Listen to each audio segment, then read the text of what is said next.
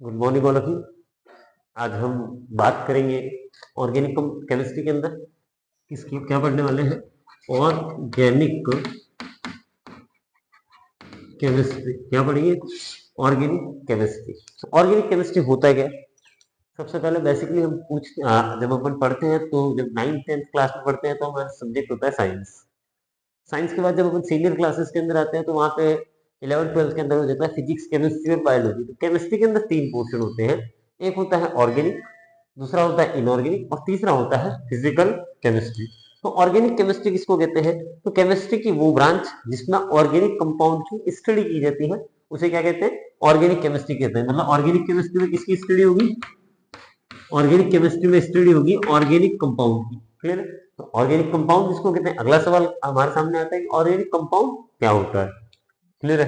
तो sir the branch of chemistry in which study of organic compound is done is known as organic chemistry. आगे हम बात करते हैं ऑर्गेनिक कंपाउंड किसको कहेंगे। ऑर्गेनिक कंपाउंड की अगर अपन बात करते हैं तो ऑर्गेनिक कंपाउंड क्या होगा? तो सर वो कंपाउंड जिसमें कार्बन प्रेजेंट हो, all carbon containing compound. All carbon containing compound, जिस कंपाउंड के अंदर आपको कार्बन दिख जाए वो क्या होता है? ऑर्गेनिक कंपाउंड होता है।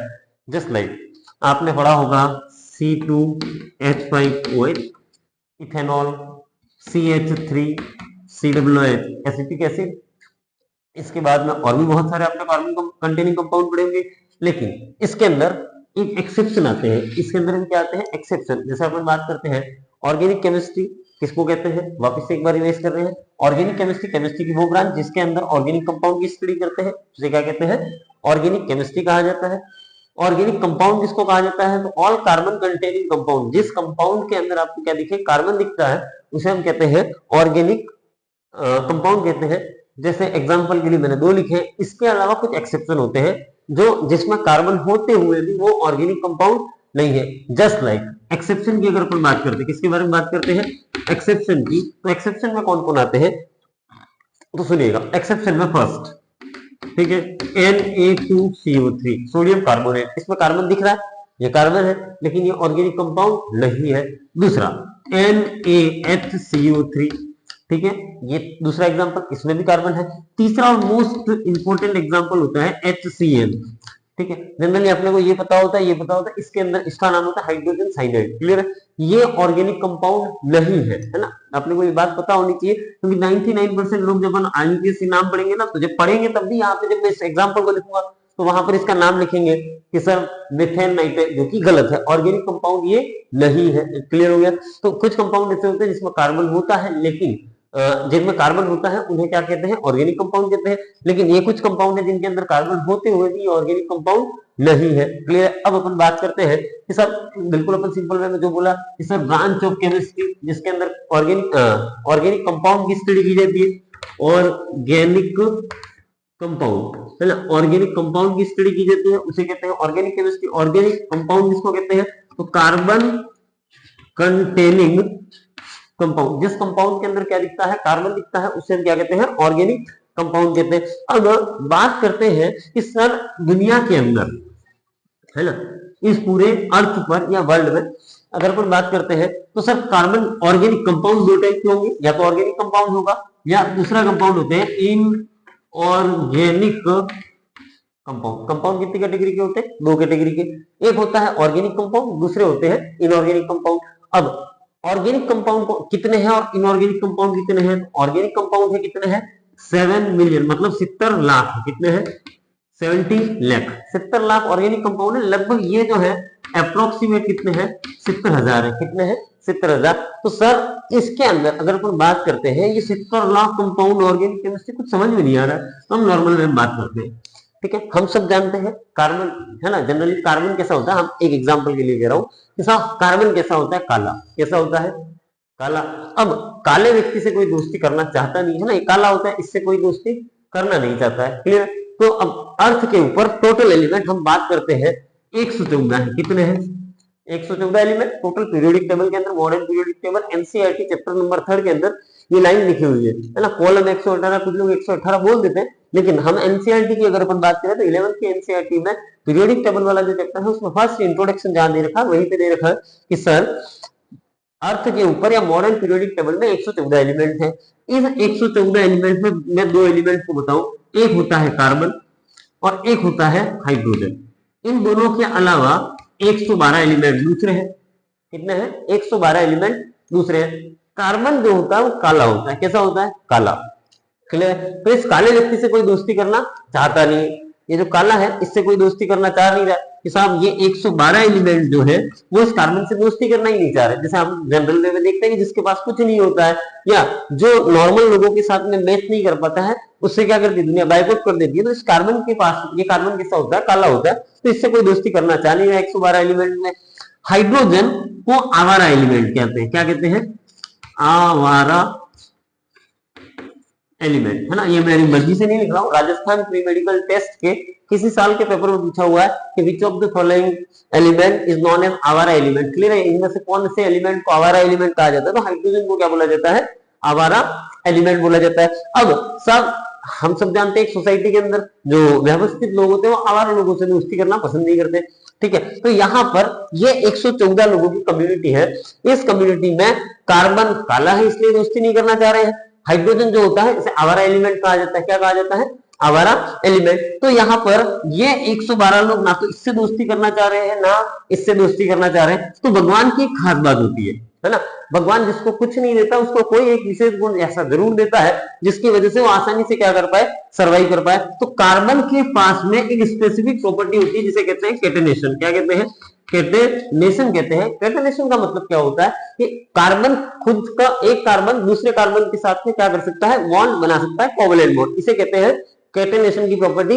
1,00,000 कार्बन भी एक दूसरे से जुड़ के क्या बना देते हैं? एक लॉन्ग चेन का फॉर्मेशन करते हैं। तो ये कार्बन या हाइड्रोजन जो होता है वो इस कार्बन के साथ में क्या करता है? एक तो कार्बन कार्बन कार्बन आपस में बॉन्ड कर सकते हैं, बॉन्डिंग कर सकते हैं। और इस हाइड्रोजन से कोई दोस्ती करना नहीं चाह रहा तो इस हाइड्रोजन ने क्या किया? कोई एक काम करते हैं, अपन दोनों आपस में दोस्ती करते हैं। तो इन दोनों के बीच में बॉन्डिंग होना चालू हुई। इस कार्बन और हाइड्रोजन ने मिलकर, कार्बन एंड हाइड्रोजन इन दोनों ने मिलकर 70 लाख कंपाउंड बना दिए। कितने बना दिए? 70 लाख, है ना। 7 मिलियन या 70 लाख कंपाउंड का फॉर्मेशन कर लिया। अब बताओ 70 लाख कंपाउंड के अंदर अगर कार्बन दिखेगा तो हम कह सकते हैं ना कि जिस कंपाउंड में कार्बन दिखे वो ऑर्गेनिक होगा कि नहीं होगा? अरे बिल्कुल होगा। अरे होगा ना। तो हम यहाँ पे कह सकते हैं, हमने यहाँ इसलिए बोला कि ऑर्गेनिक कंपाउंड किसको बोला? जिसके अंदर ऑर्गेनिक केमिस्ट्री, जिसके अंदर ऑर्गेनिक कंपाउंड की स्टडी की जाती है। और ऑर्गेनिक कंपाउंड किसको कहेंगे? तो जिसमें कार्बन दिखता है। कार्बन क्यों? क्योंकि 70 लाख कंपाउंड में कार्बन दिखेगा ही दिखेगा। तो इन 70 लाख कंपाउंडों को जो है उनको जिस केमिस्ट्री की जिस ब्रांच के अंदर स्टडी की जाती है उसे क्या कहा जाता है? ऑर्गेनिक केमिस्ट्री कहा जाता है। क्लियर है? यहाँ तक इसमें किसी को कोई आपत्ति हो तो आप कमेंट कर सकते हैं। दूसरी बात, हम आगे की और बात करते हैं। अब बताओ कि सर 70 लाख कंपाउंड का नाम याद रखना पॉसिबल है क्या? है क्या? नहीं है ना। प्रैक्टिकली पॉसिबल नहीं है। 70 लाख कंपाउंडों को याद करना मतलब बहुत मुश्किल काम है। तो 70 लाख कंपाउंडों का नाम याद नहीं किया जाएगा तो हम क्या करते हैं? सर एक रूल बना देते हैं। जैसे कोई जनरल स्कूल चल रही है, क्या चल रही है? हम जनरल स्कूल, कॉलेज या कोई भी एक ऐसी बड़ी संस्था जिसके अंदर आपको नाम याद नहीं रह अपने को किसी का नाम याद नहीं है तो हम क्या कर देते हैं? कुछ रूल बना देते हैं कि सर इसका नाम ये होगा, इसका नाम। अगर कोई ऐसा जैसे मान लो आपने एक एग्जाम्पल कुछ वर्ड बोल रहा हूँ, आपके दिमाग में कुछ इमेजिन होगा। जैसे मैंने बोला किसी के 4 पैर है, पीछे से पूंछ मुड़ी हुई है, जीभ बाहर निकली हुई है, तो हमारे दिमाग के अंदर तुरंत एक कुत्ता इमेजिन हो रहा है ना। ठीक है। इसके बाद में मैंने बोला कि सर कोई एक जानवर है, ठीक है, जिसके 2 पैर है, 2 हाथ है। इसके बाद में वो एक सोसाइटी के अंदर रहता है, ठीक है, कपड़े वपड़े पहनता है। तो हमारे दिमाग के अंदर कौन इमेजिन हो रहा है? एक ह्यूमन बीइंग इमेजिन हो रहा है नहीं हो रहा? तो यहाँ पर कुछ रूल बनाए कि ऐसा ऐसा ऐसा अगर किसी कंपाउंड के अंदर दिखेगा तो उसका नाम ये होगा। तो in organic in 70 lakh compound का नाम लिखने के लिए केमिस्ट्री के अंदर ऑर्गेनिक कंपाउंड का नाम लिखने के लिए एक ब्रांच आई जिसका नाम होता है IUPAC। क्या नाम आया? IUPAC। इसको मैं रख कर रहा हूं। क्लियर है?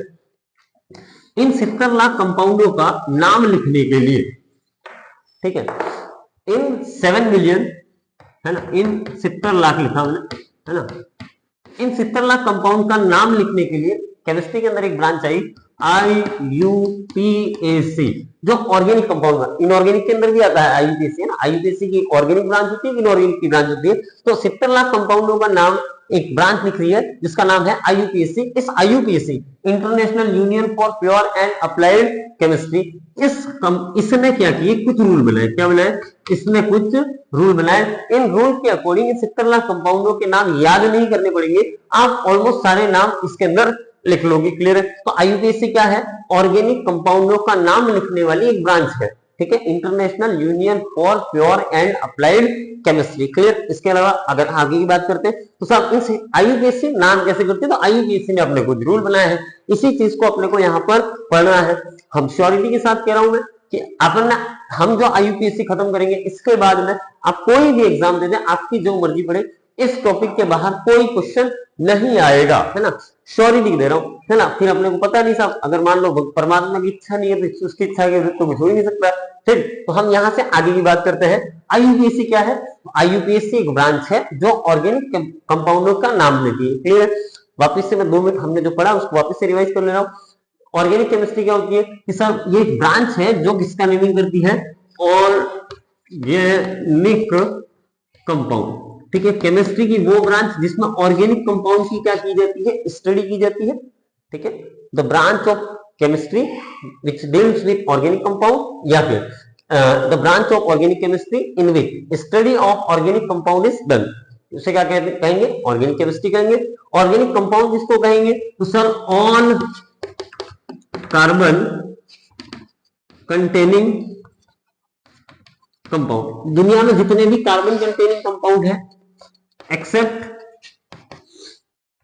Na2CO3, NaHCO3, HCN, ठीक है, कार्बन मोनोऑक्साइड, ये कुछ कंपाउंड है जो जिनके अंदर कार्बन है। देखो यहाँ पे भी दिख रहा है ये कार्बन है, यहाँ पर भी दिख रहा है ये कार्बन है, यहाँ पर भी दिख रहा है ये कार्बन है, और यहाँ पर भी दिख रहा है ये कार्बन है। इनमें कार्बन होते हुए भी ये ऑर्गेनिक कंपाउंड नहीं है। क्लियर है? तो ये एक्सेप्शन है, इसको याद रखना। और इसमें सबसे अच्छा जो याद रखने लायक है वो ये है, क्योंकि जब अपन पढ़ेंगे ऑर्गेनिक कंपाउंड का नाम तो आपको ये लगेगा कि सर इसका ये ऑर्गेनिक हो सकता है, पर ये ऑर्गेनिक कंपाउंड नहीं होता है। सर ऐसे कितने और कार्बन कंटेनिंग कंपाउंड कितने हैं? तो 70 लाख है ना। इन 70 लाख कंपाउंड को जो नाम देने का काम किया वो किसने किया? एक संस्था ने किया है, ये यूनियन ने किया, जिसका नाम क्या है? International union for pure and applied chemistry. Clear है ना? ये नाम याद होने चाहिए। एक बार एम्स 2015, एम्स है ना, all India institute of medical science, ठीक है, एम्स 2015 के पेपर में एक है ना, पूरे जितने भी लोग मेडिकल की प्रिपरेशन कर रहे हैं सबको पता है कि NCERT पढ़नी होती है, NCERT पढ़नी होती है। ये क्वेश्चन आया था AIIMS एम्स 2015 के पेपर में, 15 या 16 है ना, मेरे को एग्जैक्टली याद नहीं है, बाकी 15-16 के किसी पेपर के अंदर क्वेश्चन आया था कि NCERT की फुल फॉर्म क्या है। क्या क्वेश्चन था? NCERT की फुल फॉर्म क्या है? और सबको पता होता है, लेकिन जब क्वेश्चन आया था ना, national counselling for educational and research and training, national counselling education and research training, है ना, कुछ लास्ट के 2 वर्ड के अंदर उन्होंने चेंज कर लिया था। तो जितनी भी फुल फॉर्म से रिलेटेड चीजें हैं वो आपको पता होनी चाहिए। क्लियर? तो यहां से यहां तक का क्लियर हो गया होगा। अब हम IUPAC के बारे में लिखेंगे, तो आप स्क्रीनशॉट ले लें या इसको 2 मिनट में उतार लें।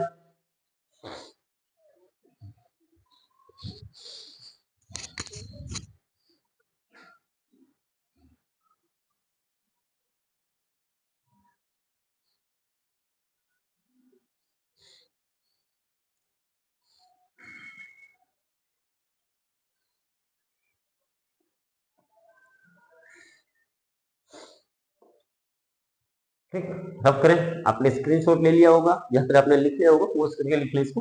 ठीक है, तो अब हम बात करते हैं कंपाउंड के IUPAC नेमिंग की। इसकी बात करेंगे IUPAC naming of organic compound. तो सब IUPAC, ठीक है, IUPAC क्या होता है? तो सर आपने कहीं ना कहीं से, हो सकता है कुछ लोग ऐसे हो जिन्होंने पहले पढ़ रखा हो, है ना, ये जो टॉपिक हमने लिखा है IUPAC, है ना, 12th 11th क्लास में आता है, 12th क्लास में आता है। इसके बाद में आप लैब असिस्टेंट का एग्जाम दोगे, उसके सिलेबस में भी है, नीट के सिलेबस में है, IIT JEE के सिलेबस में है। इसके बाद में ये जो JET है, एक एग्रीकल्चर डिपार्टमेंट का एग्जाम होता है JET। इसके बाद ICAR, इसके बाद में लैब असिस्टेंट हो गया, सेकेंड ग्रेड के पेपर का सिलेबस है।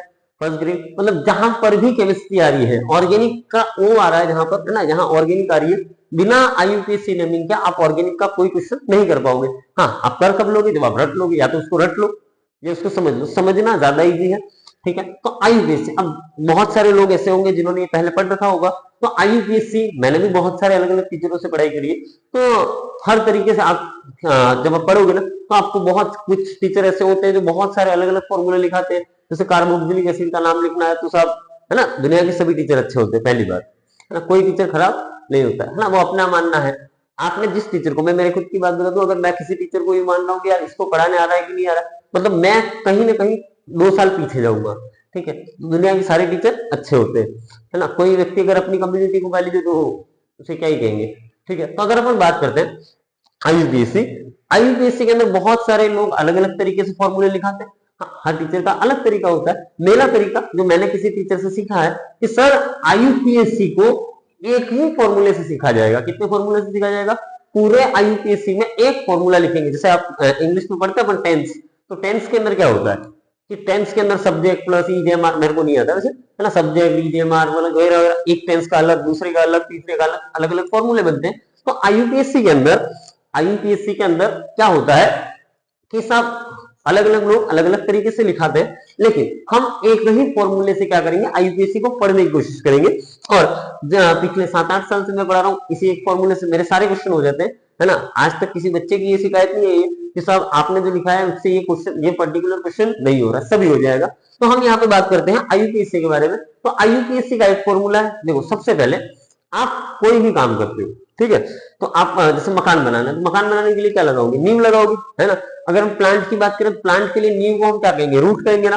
तो सबसे पहले एक वर्ड पता होना चाहिए आपको, रूट वर्ड, है ना। इस फॉर्मूले के अंदर कोई काम कर रहे हैं तो सबसे पहले बेसिक चीज, तो मैंने लिखा रूट वर्ड। क्या लिखा?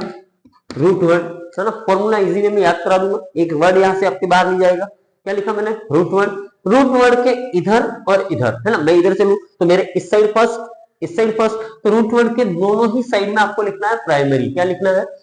तो साहब मैंने यहाँ लिखा प्राइमरी और यहां पर भी लिखा प्राइमरी, ठीक है। प्राइमरी लिखने के बाद में प्लस लगा ले, ठीक है। प्राइमरी के बाद में अगला वर्ड कौन सा आता है? तो कोई भी चीज होती है तो कोई व्यक्ति प्राइमरी काम, प्राइमरी स्टेज पे होता है, फिर सेकेंडरी पे जाता है ना। तो हमने लिखा यहाँ पर प्राइमरी के बाद में लिखा सेकेंडरी। क्या लिखा? सेकेंडरी। बस इतना सा फॉर्मूला है। अब रूट वर्ड के किसी नाम के, आपने इंग्लिश में पढ़ा होगा कि सब किसी, है ना, आपने सबने इंग्लिश पढ़ी होगी, नहीं पढ़ी होगी तो आज समझ लेना कि किसी नाम के जो पीछे लगते हैं उन्हें सफिक्स कहते हैं, और आगे लगते हैं उन्हें क्या कहते हैं? प्रीफिक्स कहा जाता है। क्या कहा जाता है? प्रीफिक्स कहा जाता है। तो रूट वर्ड के बाद में जो पहला लगेगा उसे क्या कहेंगे? प्राइमरी सफिक्स, और जो बाद में लगेगा उसे क्या कहेंगे? सेकेंडरी सफिक्स कहेंगे। जबकि इसके पहले जो लगेगा उसे क्या कहेंगे? प्राइमरी, प्राइमरी प्रीफिक्स कहेंगे, और इसको क्या कहेंगे? सेकेंडरी प्रीफिक्स कहेंगे। बस ये फॉर्मूला है। इस फॉर्मूले के बाहर कोई क्वेश्चन नहीं जाना है। अब सर यहाँ पर ये जो फॉर्मूला लिखा है इसके अंदर हम कुछ बातें करेंगे कि साहब आपने ये फॉर्मूला लिख लिया, फॉर्मूले में हमने क्या क्या लिखा है? तो सर सेकेंडरी प्रीफिक्स 3, 4 और 5, ठीक है। वापस से सुन लेना, ये रूट वर्ड के दोनों ही साइड में प्राइमरी, इसके आगे क्या लिखेंगे? सेकेंडरी लिखेंगे। क्या लिखेंगे? Secondary. Root word primary secondary, root word primary secondary. Clear है? रूट वर्ड प्राइमरी सेकेंडरी, आराम से हो गया। सर जो पहले लगते हैं नाम के पहले, ठीक है, जैसे मान लो किसी का नाम है मनोज, तो जैसे मनोज लिखा तो मनोज के आगे लगने वाला श्री, तो श्री क्या हो गया? प्रीफिक्स। और उसका जो सरनेम है क्या मैं उसको सफिक्स कह सकता हूँ, ठीक है। या फिर किसी का नाम है एक्स वाई जेड, है ना, तो एक्स को अगर मैं रूट वर्ड बोलूं, सॉरी एक्स वाई और जेड, वाई को अगर रूट वर्ड बोलूं तो एक्स क्या हो गया? उसके लिए प्रीफिक्स हो गया, और इसके बाद में जो लगेगा उसे क्या कहेंगे? सफिक्स कहेंगे। क्लियर है? तो यहां पर अगर हम बात करते हैं कि साहब यहां पर कोई ना कोई चीज कुछ ना कुछ बताता होगा, तो रूट वर्ड क्या बताता है कि रूट वर्ड जो होता है प्रिंसिपल कार्बन चेन में, प्रिंसिपल कार्बन चेन में नंबर ऑफ कार्बन की जानकारी देगा। क्या देगा? Number of carbon. कि सर जब आपने अगर मान लो 10th क्लास में अगर आप पास आउट हो तो 10th में भी आपने आईयूपीएससी नामिंग पढ़ी होगी कि सर इसमें इतने कार्बन है, तो मैथ है, प्रोबेबिलिटी, ऐसा कुछ लिखा होगा। 11th पास आउट हो, 12th पास आउट हो तो आपने बहुत अच्छे तरीके से पढ़ा होगा इसको। तो रूट वर्ड क्या बताता है? प्रिंसिपल कार्बन चेन में नंबर ऑफ कार्बन की जानकारी देगा। क्लियर है? कोई आपत्ति नहीं होगी, है ना। स्पीड फास्ट होगी तो बता दीजिएगा, है ना आप। ठीक है, तो रूट वर्ड के बारे में क्या होता है, रूट वर्ड क्या होता है, प्रिंसिपल कार्बन चेन में नंबर ऑफ कार्बन की इंफॉर्मेशन देगा। सेकंड, इसके बाद में सर प्राइमरी सफिक्स बताता है। जैसे अगर मैं एक नॉर्मल एग्जांपल साइड में लेके अपन लिखे तो इस एग्जांपल को देखना है ना, मैंने कोई इसका नाम लिखना है, ठीक है, मैंने ये लिखा, इसका नाम होता है एथेनॉल। क्या नाम होता है, एथेनॉल बोलते हैं इसको। ये हो गया रूट वर्ड, ये प्राइमरी सफिक्स और ये सेकेंडरी सफिक्स। तो यहाँ पर कार्बन और कार्बन के बीच के सारे बॉन्ड सिंगल है, तो यहाँ पर प्राइमरी सफिक्स बताता है कि कंपाउंड, आपको जो भी कंपाउंड दिया है ये सैचुरेटेड है या अनसैचुरेटेड है। क्लियर है, कुछ भी रटना नहीं, नॉर्मल में जब अपन आगे जैसे से आगे बढ़ते जाएंगे आपके लिए सारी चीजें नॉर्मल हो जाएंगी। रूट वर्ड क्या बताता है, root word principal carbon chain में नंबर ऑफ कार्बन को बताता है। प्राइमरी सफिक्स क्या बताता है, कंपाउंड सैचुरेटेड है या अनसैचुरेटेड है, इसकी जानकारी कौन देता है, प्राइमरी सफिक्स देता है। इसके बाद में सेकेंडरी सफिक्स फंक्शनल ग्रुप की जानकारी देगा। जानकारी को कहते हैं इंफॉर्मेशन, जानकारी या इंफॉर्मेशन देगा। क्लियर है, रूट वर्ड क्या देता है, नंबर ऑफ कार्बन बताता है। प्राइमरी सफिक्स क्या बताता है, कंपाउंड सैचुरेटेड है अनसैचुरेटेड है। सेकेंडरी सफिक्स क्या बताता है, फंक्शनल ग्रुप की इंफॉर्मेशन देता है। क्लियर है, जैसे इसके अंदर बात करें तो इसमें 2 कार्बन है, ठीक है, तो एथ, सारे बॉन्ड सिंगल है कार्बन और कार्बन के बीच में, तो एन, और यहां पर OH लिखा हुआ है, ये फंक्शनल ग्रुप है OH, इसके लिए क्या लगा ऑल। यहां पर प्राइमरी सफिक्स जो होता है ये बताता है, ये बताता है कि कंपाउंड साइक्लो या बाइसाइक्लो या स्पाइरो है। प्राइमरी सफिक्स क्या बताता है, इस प्राइमरी प्रीफिक्स क्या बताता है, कंपाउंड साइक्लो है, बाइसाइक्लो है या स्पाइरो है। सर साइक्लो, बाइसाइक्लो या स्पाइरो क्या होता है, तो जैसे open chain compound, linear compound या ओपन चेन कंपाउंडों के लिए, लीनियर या ओपन चेन कंपाउंडों के लिए साइक्लो, बाइसाइक्लो या स्पाइरो वर्ड का यूज नहीं होता है। लेकिन अगर हम बात करते हैं, जैसे एक कंपाउंड बनाया मैंने ऐसा, इसको कहते हैं साइक्लोप्रोपेन। क्या बोला जाता है, साइक्लो। ऐसे कंपाउंड जिसमें एक सिंगल रिंग होती है उसे क्या कहते हैं, साइक्लो। अगर मान लो 2 रिंग जो है, ठीक है, मैंने यहां पर ये 2 रिंग बनाई, ये 2 रिंग 2 कार्बन से जुड़ी हुई है, उसे क्या कहते हैं, बाइसाइक्लो। और अगर मान लो कुछ इस पैटर्न में जुड़ा हुआ है, सॉरी, ठीक है, मान लो एक रिंग ये है, मतलब ये 2 रिंग, एक रिंग 2 रिंग एक कार्बन से जुड़ी हुई है, ये रिंग और ये रिंग एक कार्बन से जुड़ी हुई है, तो ऐसे कंपाउंडों को हम क्या कहते हैं, स्पाइरो। तो ये बताएगा, अब देखो ओपन चेन, साइक्लो, बाइसाइक्लो और स्पाइरो। क्लियर है, जनरली लैब असिस्टेंट के सिलेबस में, आरपीएससी के सिलेबस में या नॉर्मल में सबसे ज्यादा आपको जब जहां जो क्वेश्चन के अंदर पूछा जाना है वो यही है। ये बहुत कम है, और जब हम पढ़ेंगे तो लास्ट एक टॉपिक लेंगे कि naming of bicyclo and spiro compound. 2-5 minute 10 minute आधे घंटे का टॉपिक है, एक लेक्चर लगेगा ज्यादा। ठीक है, तो प्राइमरी प्रीफिक्स क्या बताता है, कंपाउंड साइक्लो है, बाइसाइक्लो है या स्पाइरो है, मतलब इसको तो बता देंगे। जब लीनियर कंपाउंड होगा तो वो प्राइमरी प्रीफिक्स का यूज नहीं करेंगे। क्लियर है, इसके बाद में सेकेंडरी प्रीफिक्स क्या बताता है, सेकेंडरी प्रीफिक्स बताता ये सब्स्टिट्यूएंट, जिसको हिंदी में कहते हैं प्रतिस्थापी, क्या कहते हैं, प्रतिस्थापी की जानकारी देगा। क्या देगा, ठीक है, ये प्रतिस्थापी की जानकारी देगा। जस्ट लाइक कुछ ऐसे, जैसे फॉर एग्जांपल मैंने यहां कुछ ऐसा लिखा, ठीक है,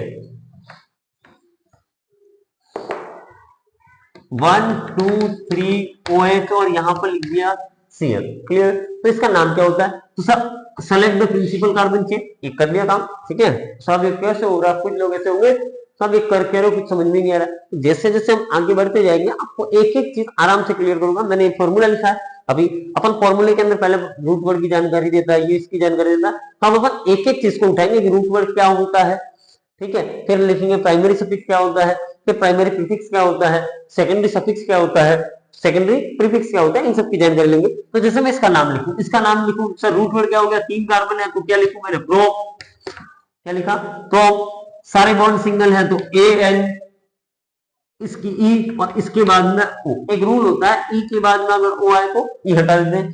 सर इसके बाद में दूसरे पे क्या जुड़ा हुआ है, क्लोरो, तो सर यहाँ पर ये क्लोरो जो है वो सब्स्टिट्यूएंट है। तो सर रूट वर्ड की ओपन चेन है तो ये तो आएगा नहीं प्राइमरी प्रीफिक्स, तो हमने क्या लिखा कि रूट वर्ड के पहले अपन क्या लिखेंगे, इसको लिखेंगे। क्लियर के साथ 2 क्लोरोप्रोपेन। अरे क्लियर है, वापिस से एक बार सुन लेना। रूट वर्ड है ना, वापिस नाम लिखते हैं अपन, तो क्या लिखेंगे, रूट वर्ड के बाद में प्राइमरी फिर secondary, root word primary secondary. Root word के बाद में इधर जो लिखा है ना, जो नाम के आगे लगता है उसे प्रीफिक्स कहते हैं। तो प्राइमरी प्रीफिक्स फिर secondary prefix, primary suffix secondary suffix. Clear. Root word जो होता है वो किसकी जानकारी देता है, तो रूट वर्ड जो होता है वो प्रिंसिपल कार्बन चेन में नंबर ऑफ कार्बन की जानकारी देगा। किसकी जानकारी देता है, प्रिंसिपल कार्बन चेन में। आवाज आ रही है क्लियर, नहीं आया तो बता देना। ठीक है, तो प्रिंसिपल कार्बन चेन में नंबर ऑफ कार्बन की इंफॉर्मेशन देता है। क्लियर है।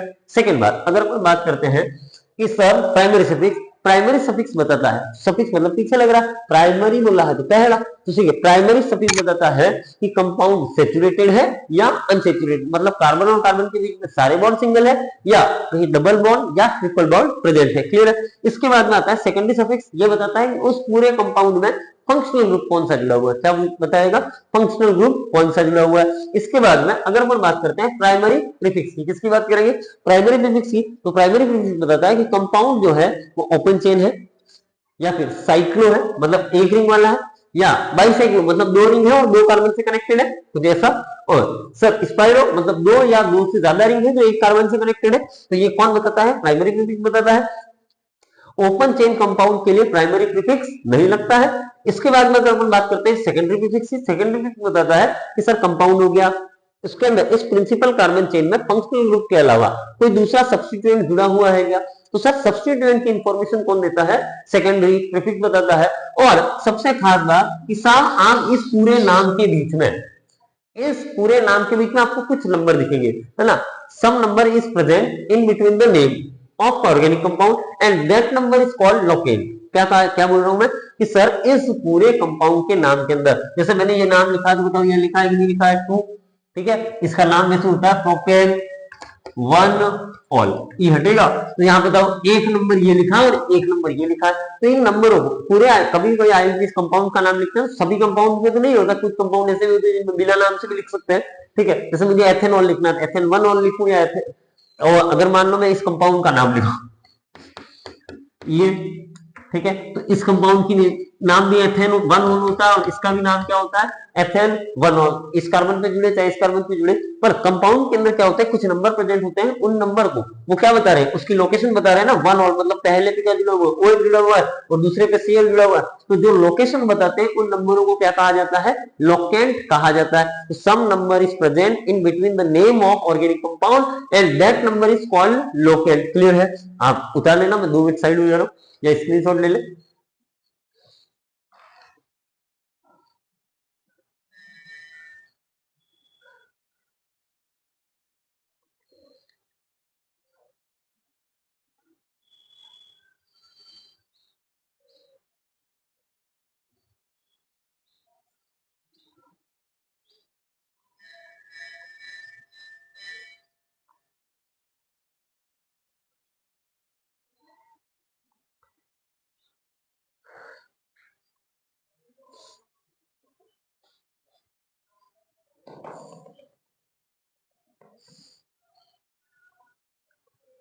हो गया होगा।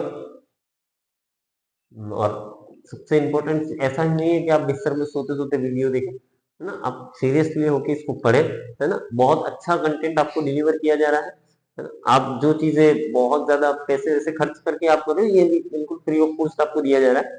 ठीक है, तो आप इसको पढ़ें, है ना, जिसको नहीं पढ़ना है वो तो देखे ही नहीं, क्या मतलब है, फालतू काम का अपना डेटा बिगाड़ोगे, डेटा कहीं और काम आएगा, है ना, कहीं इंस्टाग्राम वगैरह चलाओगे, कोई रील देखोगे तो काम आना है, यहाँ पे टाइम वेस्ट करके मतलब नहीं। पर जो पढ़ रहे हैं वो सीरियसली पढ़े, है ना, अदरवाइज ना पढ़े। क्लियर है। हम आगे की बात करते हैं। अब हम इन कंपाउंड के बारे में पहले इसको लिखें आप, ठीक है।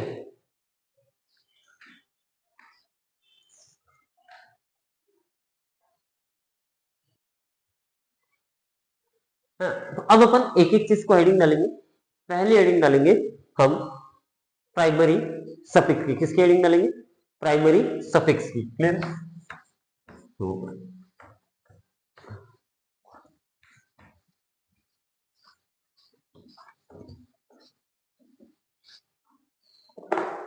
ठीक है, अगली हेडिंग जो है वो है प्राइमरी सफिक्स।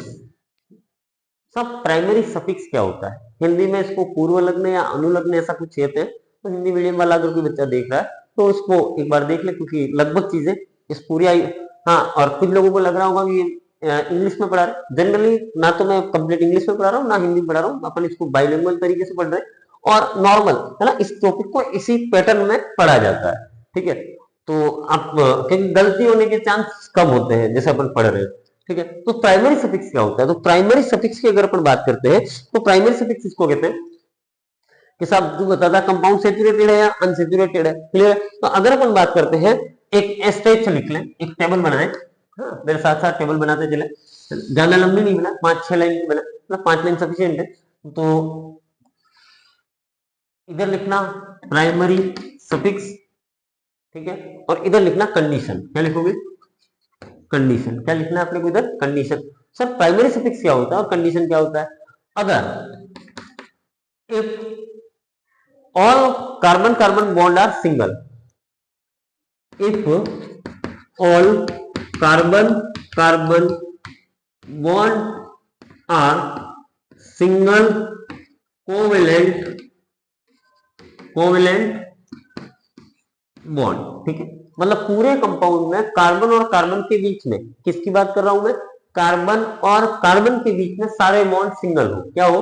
कार्बन और कार्बन के बीच में सारे बॉन्ड क्या हो? Single. Then primary suffix is use as the ANE। क्या यूज होगा? ANE। क्लियर है? अगर one double bond is present, double bond कितने हो? 1। अगर 1 डबल बॉन्ड पूरे कंपाउंड के अंदर, जैसे मैंने फॉर एग्जांपल मैंने लिखा ये कंपाउंड लिख रहा हूं, मतलब इसमें सारे के सारे बॉन्ड सिंगल है ना, तो इसके लिए जो प्राइमरी सफिक्स लगेगा वो क्या होगा? ANE। अगर मैंने बोला इस कंपाउंड के अंदर एक डबल बॉन्ड है तो क्या लगेगा? ENE। क्या लगेगा? ENE। जैसे अगर मैं इसका नाम लिखूं तो क्या होगा? 4 कार्बन है, ब्यूट, सारे बॉन्ड सिंगल है तो एन, ब्यूटेन।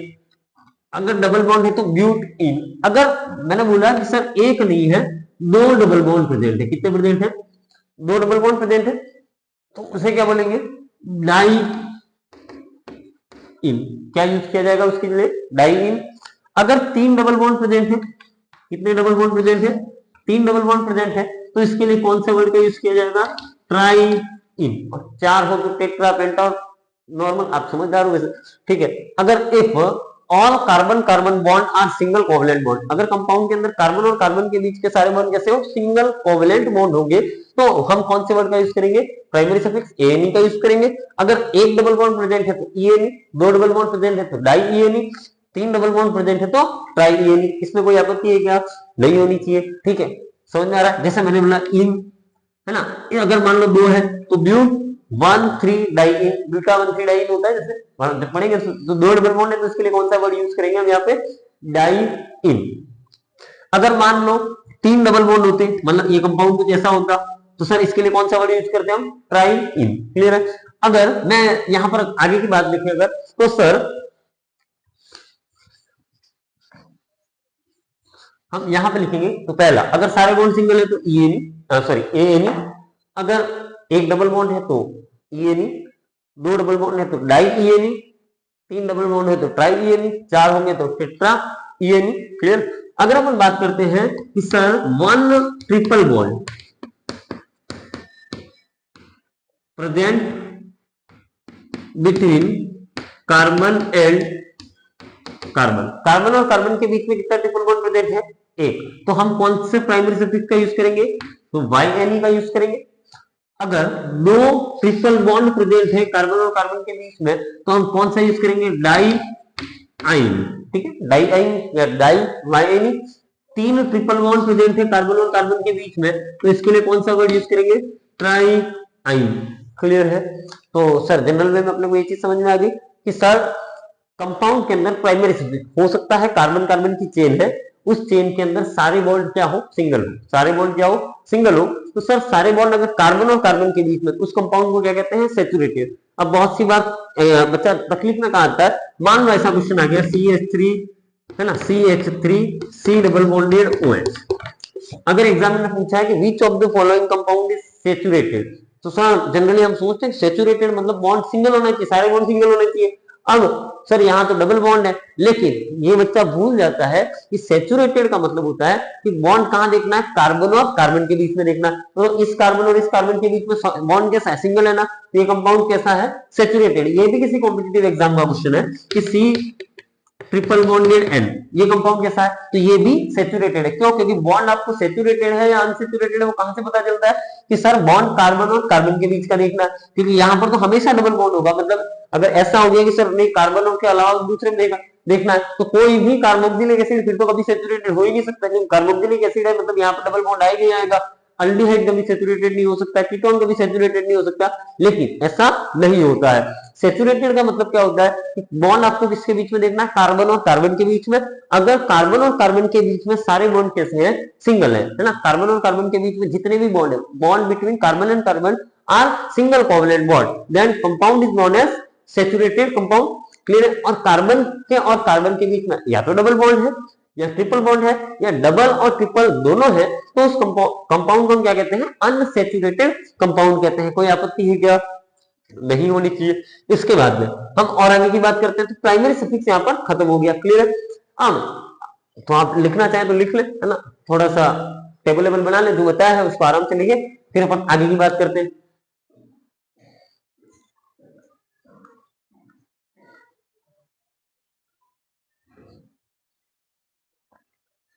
अब अपन बात करते हैं आगे की सेकेंडरी सॉरी रूट वर्ड की। किसकी बात करेंगे, रूट वर्ड की। मेरे हिसाब से आपने लिख लिया होगा, बहुत अच्छे नोट्स बनेंगे आपके, है ना, पूरा पढ़ाया जाएगा आपको, एक सिंगल लाइन भी ऐसी नहीं होगी जो आपको नहीं पढ़ाई जाए। ठीक, तो आप जो भी हो कमेंट करें, जब आप तक ये वीडियो आएगा तो आप कमेंट जरूर कर दें कि साहब इसमें क्या क्या कमियां है ना। जब तक आप मुझे मेरी कमियां नहीं बताओगे मैं खुद को अपडेट नहीं कर पाऊंगा, है ना। अगर आपको भी कह रहा हूँ, जब आप अगर आपको आपकी कोई कमी बता रहा है तो उसको शांति से सुने, है ना, क्योंकि हर व्यक्ति आपको आपकी कमी नहीं बताएगा।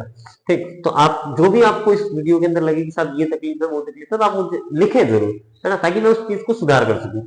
ठीक है। अब हम बात करते हैं रूट वर्ड की। किसकी बात करते हैं, रूट वर्ड। फॉर्मूला हमने लिखा था root word, primary primary, secondary secondary, primary suffix, secondary suffix, primary prefix, secondary prefix लिखा था। तो सर हमने बात किसकी कर ली, प्राइमरी सफिक्स की। अगर मान लो एग्जाम में क्वेश्चन पूछे कि सर इनमें से कंपाउंड का नेचर कौन बताता है, क्या पूछा क्वेश्चन कि sir which of the following explain nature of compound, compound का नेचर कौन बताता है। अगर ऑप्शन में दे दिए प्राइमरी सफिक्स, सेकेंडरी सफिक्स, ये वो, तो सर प्राइमरी सफिक्स जो होता है वो बताता है कंपाउंड का नेचर, कंपाउंड सेचुरेटेड है या अनसेचुरेटेड। क्लियर। इसके बाद में अगर अपन बात करते हैं कि रूट वर्ड, रूट वर्ड क्या बताता है, रूट वर्ड बताता है प्रिंसिपल कार्बन चेन में नंबर ऑफ कार्बन कितने हैं, प्रिंसिपल कार्बन चेन में नंबर ऑफ कार्बन कितने हैं। जैसे फॉर एग्जांपल मैंने यहां लिखा 1 2 कार्बन, हो सकता है 1 कार्बन का कंपाउंड हो, 1 2 3 कार्बन का, 1 2 3 4 कार्बन का। ठीक है, तो साहब इससे मेथेन कहते हैं, इथेन, है ना। कार्बन की वैलेंसी हाइड्रोजन, कार्बन की वैलेंसी 4 होती है। अगर नहीं लिखी है मतलब ये बात समझ जाएगी, हाइड्रोजन से इसको सेटिस्फाइड कर रखा है। तो साहब इस कंपाउंड के अंदर 1 कार्बन है, इसमें 2 है, इसमें 3 है, और इसमें कितने हैं, 4 कार्बन है। तो अब कार्बन का कंपाउंड के अंदर कितने कार्बन है ये रूट वर्ड से पता चलेगा। तो सर रूट वर्ड क्या होता है, ये जो होता है वो पीसीसी में, प्रिंसिपल कार्बन चेन में, इसमें प्रिंसिपल कार्बन चेन में नंबर ऑफ कार्बन को बताएगा। किसको बताएगा, नंबर ऑफ कार्बन को बताएगा। कैसे बताएगा सब हम बात करते हैं। जैसे अगर यहां पर लिखूं मैं number of carbon in PCC, principal carbon chain में नंबर ऑफ कार्बन की बात करते हैं, और इधर लिखा मैंने रूट वर्ड बताया। क्या लिखा मैंने, रूट वर्ड। ठीक है। अगर हो सकता है प्रिंसिपल कार्बन चेन में नंबर ऑफ कार्बन कितना हो, 1, हो सकता है 2 3 4 5 6 7 8 9 10 11 12 और आगे चलता जाता है। तो सर अगर 1 कार्बन है तो रूट वर्ड क्या लगेगा, 1 कार्बन के लिए मैथ, METH लगेगा। क्या लगेगा, मैथ, METH, है ना। वर्ड का ध्यान दें, तो आप जब कोई क्वेश्चन करोगे ना तो वहां पे चारों 4 ऑप्शन एक जैसे होंगे, केवल एक वर्ड को चेंज कर देंगे। किसको, सर एक अल्फाबेट को चेंज कर देंगे। क्लियर। और जैसे ही एक अल्फाबेट चेंज कर लिया आपका नाम बदल जाएगा, फिर आप उसको टिक करके आओगे, आपको लगेगा कि मेरा आंसर क्या है, सही जा रहा है, लेकिन बाद में पता चलेगा सर नहीं इसका आंसर तो कुछ और था, मेरे तो ये आ रहा है। क्लियर। तो 1 कार्बन के लिए रूट वर्ड क्या लगता है, मैथ। 2 कार्बन के लिए इस एम को हटा दूंगा, पीछे क्या बचेगा, एथ, 3 कार्बन के लिए रूट वर्ड लगता है प्रो, क्या लगेगा प्रो। 4 कार्बन के लिए रूट वर्ड लगेगा, उसे कहेंगे ब्यूट, है ना, ब्यूट पढ़ते हैं बट नहीं पढ़ते ब्यूट। 5 कार्बन के लिए जो रूट वर्ड लगेगा उसे बोलेंगे पेंट। 6 कार्बन के लिए जो रूट वर्ड लगेगा उसे कहते हैं हेक्स। 7 कार्बन के लिए जो रूट वर्ड लगेगा उसे कहेंगे हेप्ट। 8 कार्बन के लिए जो रूट वर्ड लगेगा उसे कहेंगे ऑक्ट। 9 के लिए जो लगेगा उसे कहेंगे नॉन। ठीक है, meth, eth, pro, but, pent, hex, hept, oct, non. और 10 के लिए जो लगेगा उसे कहेंगे डेक, क्या कहेंगे डेक। 11 के लिए जो लगेगा उसे कहेंगे अन डेक। 12 के लिए जो लगेगा उसे कहेंगे नो डेक। अगर मान लो 13 लिखो तो 13 के लिए लगेगा उसे क्या कहेंगे ट्राई डेक, है ना। Meth, eth, pro, but, pent, hex, hept, oct, non, dec, undec, dodec. ठीक है, 13 के लिए ट्राइडेक, tetradec, pentadec, hexadec, heptadec, octadec, नोनाडेक।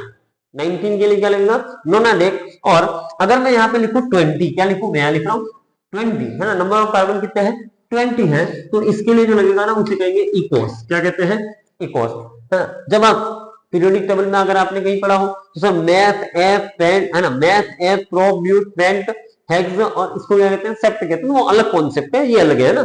बहुत सारे लोग कंफ्यूजन में रहते हैं कि वहां तो सर सेप्ट लिखा था, यहाँ आप हेप्ट लिख लो, तो वो इनऑर्गेनिक है या ऑर्गेनिक है, तो आपको नाम 1 से 20 तक तो याद होने चाहिए, है ना। वैसे आपका जनरली जो क्वेश्चन आना वो यहाँ पे खत्म हो जाएगा, 10 तो बहुत ज्यादा हो गए। ठीक है, इसके बीच में आपको जो आईयूपीएससी क्वेश्चन पूछना है वो यहीं पे क्या हो जाएगा खत्म हो जाएगा। तो meth, eth, pro, but, pent, hex, hept, oct, non, dec, undec, dodec, tridec, tetradec, pentadec, hexadec, heptadec, octadec, nonadec, icos. Clear है। अब यहां तक आप उतार लें इसको, ठीक है। और यहां से आगे का हम जो भी पढ़ेंगे नेक्स्ट क्लास में पढ़ेंगे, तो हमने 2 चीजें पढ़ ली उस फॉर्मूले के अंदर, रूट वर्ड क्या होता है और प्राइमरी प्रीफिक्स क्या होता है। कल हम यहां से कुछ आईयूपीएससी के रूल पढ़ेंगे, हम एक साथ पूरे फॉर्मूले को डिस्क्राइब नहीं करेंगे, हम जैसे जैसे हमें रिक्वायरमेंट होती जाएगी हम एक एक चीज को उठाते जाएंगे और पढ़ते जाएंगे। और पूरी श्योरिटी के साथ कह रहा हूं, मेरे साथ में अगर आप बने हुए रहोगे तो एक सिंगल क्वेश्चन, है ना, चाहे आप कहीं से भी पढ़ रहे हो तो एक सिंगल क्वेश्चन यहां से बाहर नहीं जाएगा, है ना। बाकी तो सब परमात्मा की इच्छा है, ठीक है, जो श्री कृष्ण चाहते हैं उसके अलावा कुछ हो नहीं सकता, है ना, जो श्री कृष्ण चाहेंगे वही होना है। ठीक सब, तो आपका खूब खूब आभार, धन्यवाद, ठीक, थैंक यू।